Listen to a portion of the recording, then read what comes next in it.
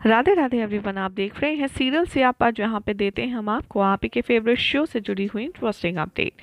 आज रात के राधा कृष्ण एपिसोड की शुरुआत में दिखाया जाएगा कि जो अरिष्टा सुर है वो श्री कृष्ण को खाई के पास एक ऐसी जगह पर ले जाएगा कि जहाँ पर अगर श्री कृष्ण पीछे एक कदम बढ़ाएंगे तो वो डायरेक्ट खाई में गिरेंगे।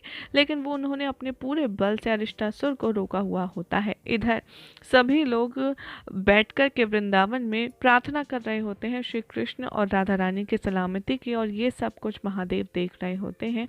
काफ़ी ज़्यादा वो परेशान भी होते हैं कि वो अपने आराध्य की मदद नहीं कर पा रहे हैं। इन दोनों की लड़ाई चल ही रही होगी अरिष्टासुर और श्री कृष्ण की, तभी वहां पर गुरु बृहस्पति आएंगे और वो दरअसल उनके गुरु होंगे जो अरिष्टासुर के अंदर असुर है। उन्हें देखकर के बलराम दाऊ कहते आएंगे नजर कि आप यहाँ पर क्या कर रहे हैं। तभी अरिष्टासुर को थोड़ा सा अकल देने का प्रयास करेंगे यहाँ पर और कहेंगे कि जो तुम कर रहे हो वो अनुचित है, मैंने तुम्हें ये सब नहीं सिखाया था। माता पार्वती यहाँ पर महादेव से परेशान होकर कहती हैं कि आपके आराध्य इतनी ज़्यादा दुविधा में हैं, आप देख सकते हैं कि यदि उनका एक पैर भी फिसला तो वह सीधा खाई में जाकर गिर जाएंगे। आप ऐसे में उनकी मदद क्यों नहीं कर रहे हैं। तभी महादेव कहते हैं कि दरअसल मेरे आराध्य जब तक मुझे खुद आदेश नहीं देंगे मैं कुछ भी सहायता नहीं कर सकता, मैं कर्म योग के आगे बंधा हुआ हूँ। यहाँ पर अरिष्टासुर एक बार फिर से श्री कृष्ण पर दोबारा प्रहार करता है और श्री कृष्ण पलटकर दूसरी तरफ खाई के आ जाते हैं। यहाँ पर अरिष्टकासुर से श्री कृष्ण कहते हैं कि अभी भी समय है, तुम अपनी हट छोड़कर के अपना सब कुछ किया धरा त्याग सकते हो और उसका परिणाम भी उचित होगा। लेकिन अरिष्टासुर यहाँ पर कहता है कि अब देखो कृष्ण, मैं अपनी ऐसी शक्ति का प्रयोग करूंगा जिसके सामने तुम्हारी कोई भी शक्ति नहीं चलेगी। यहाँ पर जो गुरु बृहस्पति हैं वो अरिष्टासुर को ऐसा करने से मना करते हैं, लेकिन वो उनकी भी इंसल्ट करता है और उनकी भी कोई बात नहीं सुनता। ये देखकर श्री कृष्ण कहते हैं कि चलो तुम अपना संपूर्ण बल लगाओ, मैं भी देखता हूँ कि तुम्हारे पास ऐसी कौन सी शक्ति है जिसे इस्तेमाल करके तुम मुझे हराओगे। अरिष्टासुर कोशिश करता है लेकिन कोई भी शक्ति उसकी काम में नहीं आती, और तभी श्री कृष्ण उसको पूंछ से उठाकर गोल गोल घुमाते हैं और दूर फेंक देते हैं, जिसके बाद उसका उद्धार हो जाता है और अरिष्टासुर में से एक अच्छा साधु निकलता है जो कि अपने किए गए कर्मों की क्षमा मांगता है। वो आकर के गुरु बृहस्पति और श्री कृष्ण के पैरों में पड़ जाता है और अपने किए गए सभी बुरे कामों की क्षमा मांगता है। श्री कृष्ण कहते हैं कि तुम्हें क्षमा मांगनी है तो अपने गुरु से मांगो, क्योंकि गुरु पृथ्वी पर माता पिता से भी अव्वल है और उसे भगवान का दर्जा दिया है। तुम चाहे कुछ भी करो लेकिन गुरु का अपमान कभी भी नहीं करना चाहिए। गुरु से जो तुम शिक्षा प्राप्त करते हो उससे तुम आगे बढ़ते हो। कभी भी अपनी किसी भी चीज़ पर अहंकार नहीं करना चाहिए, क्योंकि सब कुछ तुम्हें प्रथम गुरु ही सिखाते हैं, उन्हीं की वजह से तुम जीवन में तरक्की करते हो। ऐसी कई सारी पॉजिटिव और अच्छी बातें श्री कृष्ण अरिष्टासुर को बताते हैं जो कि अब बदल चुका है, और इस तरीके से यहाँ पर उसका अंत हो जाता है।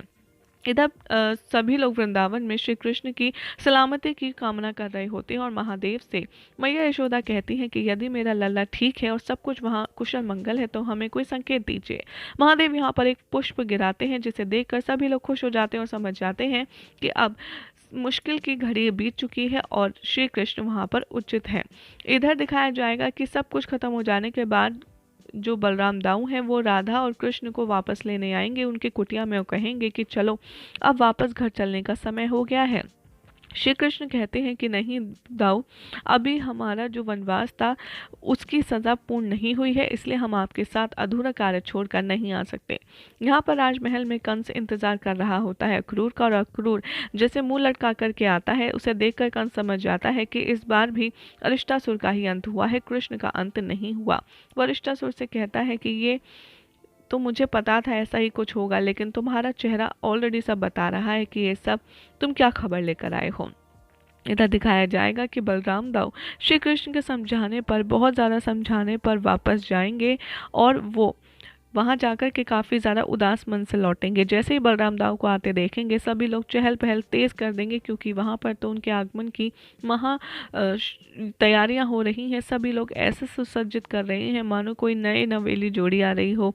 उसे देख कर के बलराम दाऊ को अकेला देख कर के सभी लोग पूछेंगे कि कहाँ है कान्हा और राधा, जिसे देखकर बलराम राव कहेंगे कि वो लोग नहीं आए क्योंकि उनके मुताबिक अभी उनकी सज़ा पूर्ण नहीं हुई है। ये सुनकर के मैया काफ़ी ज़्यादा उदास हो जाती हैं। उन्हें लगता है कि शायद बलराम और कृष्ण उनके साथ मजाक कर रहे हैं। वो सोचते हैं कि कृष्ण यहीं कहीं छिपे होंगे और वो इधर उधर ढूंढने लगती हैं। तभी बलराम राव कहते हैं कि मैया, अपने आप को संभालो, मैं सत्य कह रहा हूँ, कान्हा नहीं आया है और ना ही वो आएगा। उसने कहा है जब तक वो अपनी सज़ा, अपने वनवास की ये सज़ा पूरी नहीं कर लेता है वो नहीं लौटेगा। और यहीं सब उदास हो जाएंगे और हो जाएगा एपिसोड का एंड। जिसके बाद कल क्या होगा आपको बताएंगे नेक्स्ट रिपोर्ट में। ऐसे ही मज़ेदार अपडेट्स के लिए चैनल को सब्सक्राइब कीजिए, वीडियो को लाइक शेयर करना ना भूलें।